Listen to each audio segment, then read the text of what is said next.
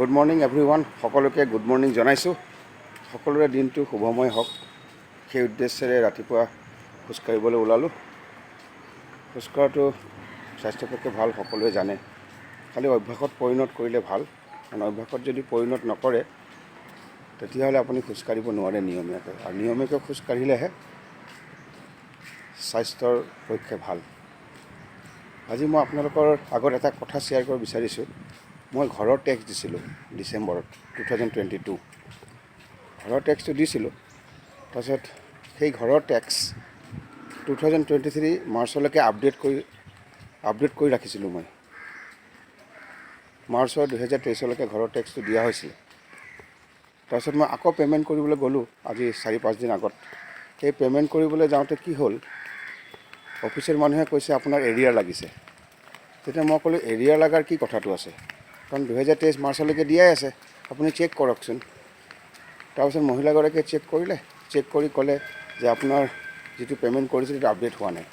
ঠিক আছে, কাগজখন দিয়কচোন, মই আপডেট কৰি দিওঁ। এই বুলি তেওঁ কাগজখন লৈ মোৰ ফোন নাম্বাৰ ল'লে।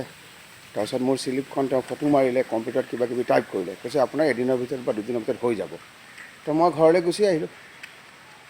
ঘৰলৈ গুচি অহাৰ পিছত এদিন পিছত বা দুদিন পিছত মই আপডেট হৈছে নাই ঘৰতে চেক কৰি চালোঁ, কিন্তু বস্তুটো এতিয়াও আপডেট হোৱা নাই, এতিয়াও এৰিয়াৰে দেখাই আছে।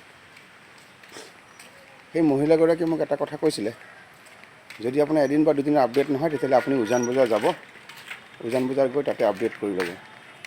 এতিয়া মোৰ প্ৰশ্নটো হ'ল, যদি মই উজান বজাৰ গৈ আপডেট কৰিবই লাগে, তেতিয়া ছুপাৰ মাৰ্কেটৰ অফিচটোত মই গৈ ভেৰিফাই কিয় কৰিছিলোঁ? তেওঁ কিয় ফটোখন মাৰি শ্লিপখনৰ ফটো মাৰিছিলে, কম্পিউটাৰ টাইপ কৰি দেখুৱাইছিলে? তাৰমানে তেওঁ এইটো ডিউটি কৰা দেখালে, কিন্তু তেওঁ অৰিজিনেলকৈ তেওঁ আপডেট কৰা নাই। তাৰমানে যদি তেওঁ আপডেট কৰি দিছে মোক ছুপাৰ মাৰ্কেটৰ অফিচত, মিউনিচিপালিটি অফিচত, তেতিয়াতো আপডেট হৈ যাব লাগিছিল, কিন্তু এতিয়ালৈকেতো আপডেট হোৱা নাই। গতিকে কথাবিলাক তেনেকুৱা ধৰণৰ, অফিচত কাম কৰিবলৈ আহে, নিজৰ ডিউটিটো ভালকৈ নকৰে। আৰু আপুনি ভাবকচোন, ডিচেম্বৰ 2022তে মই ঘৰৰ টেক্সটো পে'মেণ্ট কৰিছোঁ, আৰু আজি ছেপ্টেম্বৰ মাহলৈকে সেইটো আপডেট দেখুওৱা নাই, এৰিয়া দেখাইছে। এতিয়া মই পঢ়া শুনা জনা মানুহৰ কাৰণে ভেৰিফাই কৰি গম পালোঁ এৰিয়া জমা হৈ গৈছে, আপডেট হোৱা নাই।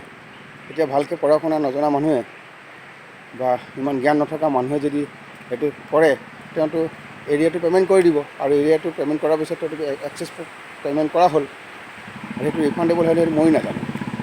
গতিকে এইবিলাক কথা অফিচত কাম কৰা মানুহবিলাকে এটা গুৰুত্ব সহকাৰে ল'ব লাগে। যিটো কাউণ্টাৰত পইচা দিছোঁ, যোনে মোৰ পইচাটো ৰিচিভ কৰিছে, তেওঁ এটলিষ্ট গুৰুত্ব সহকাৰে মই যে পে'মেণ্টটো কৰিলোঁ সেইটো তেওঁ আপডেট কৰি দিব লাগিছিল। ডিচেম্বৰৰ পৰা ছেপ্টেম্বৰ মাহলৈকে, আজি 23লৈকে মোৰ ঘৰ টেক্সটো মই দিলোঁ, সেইটো আপডেট হোৱা নাই। গতিকে এইবিলাক ঠিক কাম নহয়। ইয়াৰ পৰা তেওঁলোকে যে গাফিলতি কৰে, ডিউটি যে সঠিককৈ নকৰে, খালি চাকৰি কৰিছে দৰমহাকেইটা পাবলৈ, তাকে প্ৰমাণ কৰে। এনেকুৱা ধৰণৰ বহুত ডিপাৰ্টমেণ্টত তেনেকুৱা ধৰণৰ বহুত এমপ্লয়ী আছে, কাম ভালকৈ নকৰে, তাৰ কাৰণে জনসাধাৰণৰ হাৰাশাস্তি হয়। আৰু আমি টেক্স দিওঁ, ঘৰৰ টেক্স দিওঁ, ৰোড টেক্স দিওঁ, যিয়ে নিদিওঁ লাগে, বিশেষকৈ ঘৰৰ টেক্স যেতিয়া দিয়া হয় সেইটো আপডেট কৰি দিব লাগে। নহ'লে অনলাইন যেতিয়া পে'মেণ্ট কৰোঁ এৰিয়া দেখায়, সেই নজনা মানুহেতো এৰিয়াৰ আছে বুলি দি দিব, তেওঁ এক্সেছ পে'মেণ্ট কৰা বুজাব, গতিকে তেওঁ লছ হ'ব। গতিকে এইটো অনুৰোধ কৰিছোঁ প্ৰশাসনে যাতে এনেকুৱা ধৰণৰ ব্যক্তিসকলক, এনেকুৱা এমপ্লয়ীসকলক এটা ইনষ্ট্ৰাকশ্যন দিয়ে, টেক্সৰ ক্ষেত্ৰত বিশেষকৈ পইচা দিয়াৰ লগে লগে যাতে আপডেট কৰে কম্পিউটাৰত, অনলাইনত। ধন্যবাদ। আজিলৈ ইমানতে সামৰণি মাৰিলোঁ, পিছত আকৌ লগ পাম। সকলোৰে দিনটো শুভময় হওক। ধন্যবাদ।